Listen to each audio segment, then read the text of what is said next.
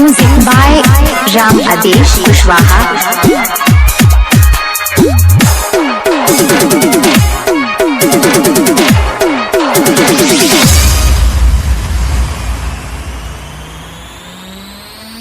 काहे लगाने से पिता महादेव रोज भांग पिएला।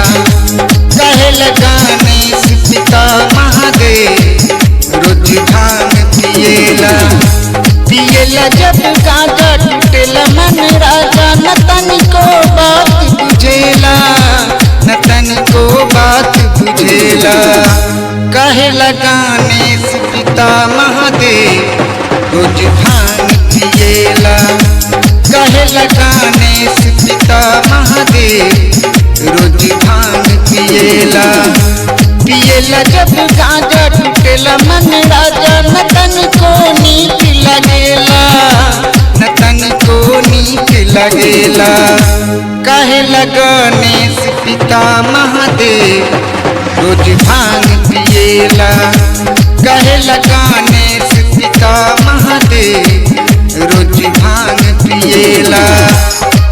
Music by Ram Adesh Kushwaha.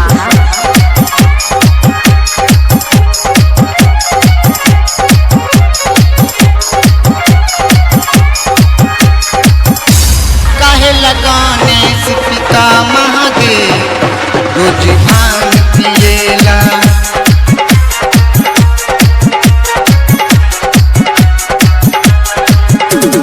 पिएला जब तू गाजा ये रजऊ मरले बारल हर बाहोला, हर बाहोला, हर बाहो। हाँ लोरा से भरल अखिया मोरी लागे बड़ीगा हर बाहोगा, हर बाहो। सर पिले रोजी पिया बात बूझी मैं तोहसे प्यार करेला, मैं तोहसे प्यार करेला। काहे लगाने से पिता महादेव रोज भांग पिएला। काहे लगाने से पिता महादेव रोज भांग पिएला।